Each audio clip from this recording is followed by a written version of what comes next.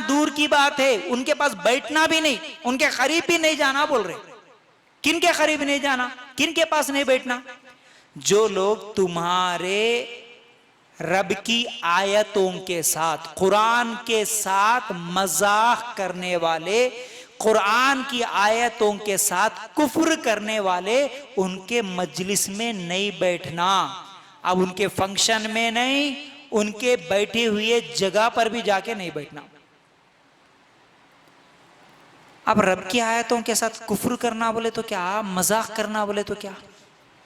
अल्लाह ताला शराब मत पियो बोल रहे, अगर कोई शराब की पार्टी है, अब ये रब की आयतों के साथ कुफ्र नहीं हुआ, मजाक नहीं हुआ, हो गया ना? अल्लाह ताला सूद मत लो बोल रहे, कोई सूद की लेन देन की बात कर रहे बैठ के, अच्छा बैठ के बात कर रहे बोले तो वो बात भी याद आई, ये जो शादी तय करते वक्त बुलाते ना, खास तौर से गांव के बड़े बड़े मशहूर लोगों का बुलाते, कई को बातचीत है भैया, आओ बातचीत है। कौन सी बातचीत? शादी की लेन देन की बातचीत। तुम कितना देते? हम 1 लाख देते। नहीं नहीं, हमारे को 4 लाख होना। नहीं 4 नहीं होते, हमारे से 2 होते। नहीं 2 पे हम राजी नहीं है, हमारे को 3 लाख होना, एक पल्सर गाड़ी होना। अब क्या है ये अल्लाह की रहमत की मजलिस है? ये अल्लाह के आयतों के साथ मजाक करने वाली मजलिस, अल्लाह के आयतों के साथ कुफ्र करने वाली मजलिस, ऐसी बातचीत की जगह भी हम नहीं जा सकते, नहीं जा सकते। अगर कोई ये बोला, कौन सा कर्जा ले रहा भाई, गांव के बड़े आदमियों को बुला, किसी को मशहूर आदमियों को, आओ भाई थोड़ा जमानत पे रहो तुम। जमानत कितने? इतने लाख रुपए में कर्जा ले रहा, 1 साल का वायदा है, 2 के हिसाब या 3 के हिसाब से जो पेपर लिखते ना, ये सूद का लेन देने वाली ये मजलिस है, यहां पर भी हम नहीं जा सकते, क्योंकि अल्लाह ताला बोल रहे नहीं जाना। जहां अल्लाह के आयतों के साथ मजाक होता, कुफ्र होता, ये सब कामात जहां भी होते, उनके पास नहीं बैठना। इसका मतलब अब तुम इस पे कितनी भी मिसालें ले लो, आपकी मर्जी। सूद की मजलिस नहीं जा सकते, जिना की मजलिस नहीं जा सकते, शराब पीने की मजलिस नहीं जा सकते, इसी तरह रस्म की मजलिस, रिवाज की मजलिस या मंजे की मजलिस, हाँ कौन सी भी चीजें हो, कितनी भी बिदतें हो रही, कितनी भी जितने भी जो आज फंक्शंस हो रहे, अक्सर जिसमें अल्लाह के आयतों के साथ मजाक उड़ाया जा रहा, नहीं जा सकते। और वीडियो निकालने वाली मजलिस, हाँ बोलो वीडियो निकालना कुरान के मुताबिक है? अल्लाह के रसूल बोले ऐसा करना बोल के अच्छा काम है क्या? एक दूसरे को सबको दिखाना, देखना। तो जिसकी शादी में वीडियो, जिसकी शादी में जहेज लेना देना, हुंडा, और जिसकी शादी में लड़की के घर का खाना, उसकी शादी में जाना तो दूर की बात, उस वक्त उसके घर में कदम रखना भी जायज नहीं। वो आपकी मर्जी है, आप क्या करते बताना मेरा का। ये आयत याद रखो, वरना क़यामत के दिन ये आयत बोलने वाला मैं, अगर अल्लाह ने चाहा तो अल्लाह ताला गवाह बुलाता क़यामत के दिन। ऐसे नहीं, अल्लाह ताला गवाहों को लेके आता। आपको मालूम है गवाह कौन कौन से आते? एक तो फरिश्ते गवाह रहते, एक जमीन गवाह रहती, एक उस वक्त के नबी गवाह रहते। ऐसे कई गवाह हैं। उस दिन इंसान जो बोलने वाला है, अल्लाह ताला उसको भी गवाह पे लेके आता। तुमने बोला कि नहीं? नबी भी बोलते कि उस कौम को अल्लाह हम इन लोगों को बोले थे, इन लोगों ने सुने।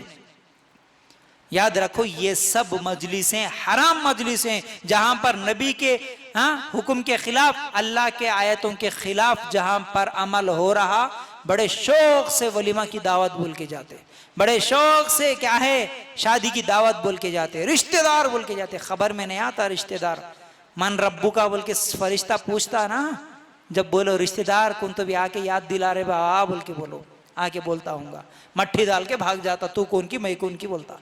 मरने के बाद ज्यादा से ज्यादा, परसों 1-2 दिन पहले शायद कहीं पर जहन में नहीं आ रहा, किसी एक गैर मुस्लिम के साथ मेरी बात हो रही थी, शायद 4-5 दिन पहले। उन्हें बोल रहा था उस वक्त एक्सीडेंट हुआ था बेचारे का, देखो आज कैसा हो गया, एक्सीडेंट हो गया। बोल रहा था कि मौलवी साहब मैं जो है ना, एक्सीडेंट जहां पर हुआ वो तालाब के किनारे पर हुआ, कट्टे जिसको बोलते हैं ना, उसके ऊपर हुआ था। अच्छा हुआ एक्सीडेंट हो गया, मैं इधर गिर गया खेतों में, अगर उधर गिर जाता, उस तरफ गिर जाता तो तालाब में गिर के, पानी में गिर के मर जाता था। अब तो पैर तोड़ लेके बैठा, मर गए तो और अच्छा रहता था, बोल रहा था। पानी में गिर जाता तो और अच्छा, गैर मुस्लिम की बात है, क्या बोल रहा था, पानी में गिर गए तो और अच्छा रहता था, अब तो पैर तोड़ लेके बैठ गया, अगर मर गया तो बहुत बोले तो घर वाली एक दिन रोती थी होंगी, उससे ज्यादा आज रोते भी कौन है बोल रहा। हाँ, घर वाले देखिए कहाँ है, घर वाले खुद तुमको क्या काम आते भाई मरने के बाद, इनकी मोहब्बत में तुम अल्लाह के रसूल के हुक्म के खिलाफ कर रहे, तुम आज काम अल्लाह के हुक्म के उसको छोड़ के जा रहे ऐसे ऐसी मजलिसों में, ऐसी दावतों में कौन आता भाई। तुम मरने के बाद तो दूर की बात, कल अगर तुम्हारे घर में बीमारी या एक्सीडेंट हो जाए, तुम गरीब बन जाओ, तुम्हारा रिश्तेदार पलट के नहीं देखता उन्हें, अभी बोला ना मैं, तुम फकीर बन जाओ, तुम गरीब बन जाओ, पलट के नहीं देखता उन्हें, आए तो इन्हें कहा खर्चा पूछता कि बोल के। आप उसके घरों में दावतों में इसलिए जा रहे कि नहीं भाई रिश्तेदारी है, नहीं भाई दोस्ती है, अल्लाह ताला ऐसे दोस्तों से रोका, बल्कि ऐसे मजलिसों में जाने से रोका, ऐसे लोगों के घरों में ऐसी मजलिस में नहीं जाना है बस। हाँ, बाकी रिश्ता रखो, खाली टाइम पे जाओ आओ, बात करो, सलाम दुआ करो, तोहफे वगैरह दो, अच्छा खाना बनाए तो भेजो, अच्छा सालन बनाए तो भेजो, ये तमाम चीजें हैं, लेकिन सिर्फ वो एक पार्ट जहां उस वक्त गलती हो रही वो टाइम पे नहीं जाना होता। जिस शादी, जिस वीडियो, जिस वलीमा में वीडियो निकाल रहे, अब वो शादी वो वलीमा में नहीं जाना, उतना ही, उसके बाद दूसरे दिन जा सकते, उससे एक दिन पहले जा सकते, रिश्ता रख सकते, सब रखो, लेकिन वो टाइम पे नहीं जाना जिस वक्त वहां गुनाह हो रहा, क्योंकि अल्लाह ताला इसी आयत में क्या बोल रहे, उस वक्त उनके साथ ना बैठो जब तक कि वो उसके अलावा दूसरी बातें ना करने लग जाए। मतलब अगर उन्होंने वो गुनाह छोड़ दिए उसके बाद तुम जा सकते, अगर ऐसा नहीं करे तो तुम भी उस वक्त उन्हीं के जैसे हो, बोल दिया अल्लाह ताला। याद रखो, सूरह निसा की आयत नंबर 140 बोल रही, अगर तुम वैसा नहीं करे तो तुम में और उनमें कोई फर्क नहीं है। तुम बोलते नहीं हम तो नहीं कर रहे ना गलती, तुम नहीं कर रहे गलती, लेकिन उनकी गलती में शामिल हुए तो तुम में और उनमें कोई फर्क नहीं, कोई फर्क नहीं। उन्होंने वीडियो निकाल रहे होंगे लेकिन तुम उसमें गए तो फिर तुम भी वीडियो निकालने के बराबर अल्लाह ताला गलती को लिख देता। तुम सूद नहीं ले रहे होंगे लेकिन सूद लेने वाले के साथ बैठ के वहां पर लिखे तो तुम्हारे को भी सूद लिए उतना गुनाह रहता, अल्लाह ताला बोल रहे। याद रखो इस चीज को, समझ रहे ना। तो बहरहाल अल्लाह ताला इससे हम लोगों को क्या है, मना कर रहे हैं, ठीक है।